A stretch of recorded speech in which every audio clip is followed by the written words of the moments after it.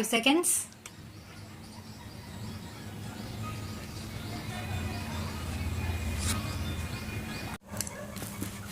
Making the above submissions, it is prayed to allow the present appeal and direct the respondents to appropriate the payment of rupees 1.25 crore towards settlement dues under the scheme 2019 and that discharge certificate be issued to the appellant accordingly.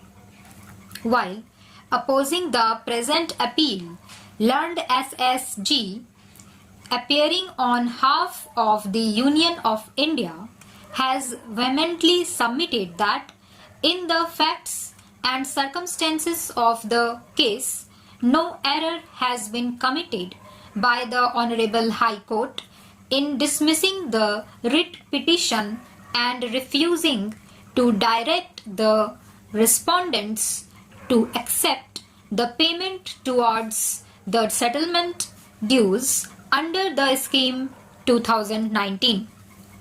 It is submitted that admittedly the scheme was valid up to 30/06/2020 and the last date for payment of settlement amount under the scheme 2019 was 30/06/2020. That thereafter the scheme was closed and even the designated committees were also dissolved and therefore, as rightly observed by the Honorable High Court, the Honorable High Court has no jurisdiction to extend the scheme. It is submitted that if the scheme is extended, it would create many complications.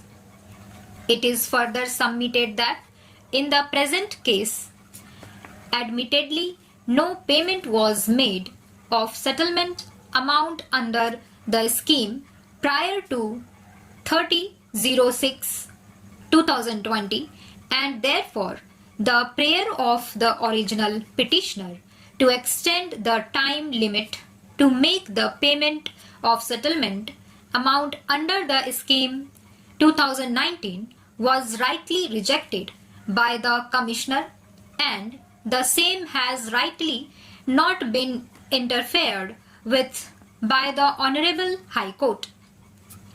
Making above submissions, it is prayed to dismiss the present appeal. We have heard the learned counsel appearing for the respective parties at length. At the outset, it is required to be noted and it is not in dispute that the appellant is entitled to the benefit of the settlement under the scheme 2019. The scheme 2019 came to be introduced on 01/09/2019 and the last date for making the application under the scheme was 30/12/2019 and in fact the appellant submitted the application in form number 1 on before the last date specified for making an application under the scheme. After the form number 1 is proceed, the designated committee was to scrutinize the same and issue the final form number 3 determining the settlement.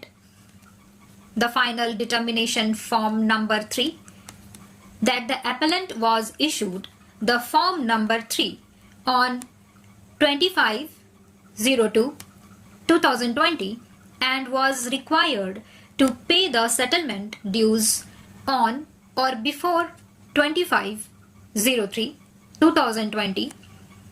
However, view of the COVID-19 pandemic, the government extended the time up to 30/06/2020. Therefore, the appellant was required to deposit the settlement dues on or before 30/06/2020. However, even before the scheme 2019 came to be introduced, the appellant was subjected to proceedings under the IBC, which commenced when the NCLT admitted the application under Section 7 of the IBC. Thus, the moratorium under the IBC commenced on 11/09/2018. The COC approved the resolution plan on 04/06/2019, and the same came to be approved by the NCLT by order. Therefore, the moratorium under the IBC continued up to 24/07/2020. Under the provisions of the IBC, number payment could have been made during the period of moratorium. Therefore, the appellant was statutorily restrained from making any payment. There was statutory disability on the part of the appellant in making the payment during the moratorium. If the appellant had made any payment during the period of moratorium, the appellant would have committed breach of the provisions of the IBC. Therefore, it was impossible for the appellant to make any payment during the period of moratorium. Immediately on the moratorium coming to an end, the appellant approached the authority requesting them to accept the settlement amount under the scheme 2019 as per the form number 3. Such request has been rejected by the Commissioner. On the rejection has been confirmed by the High Court. Therefore, the short question which is posed for consideration before this court is whether, when it was impossible for the appellant to deposit the settlement amount in view of the bar and the restrictions under the IBC, the appellant can be punished for no fault of the appellant. In a given case, can the appellant be made to suffer for no fault of its own and be rendered remediless and denied the benefit, though it was impossible for the appellant to carry out certain acts, namely to deposit the settlement amount during the moratorium. As per the settlement position of law, no party shall be left remediless, and whatever the grievance the parties had raised before the court of law has to be examined on its own merits. As observed and held by this court, no law would compel a person to do the impossible.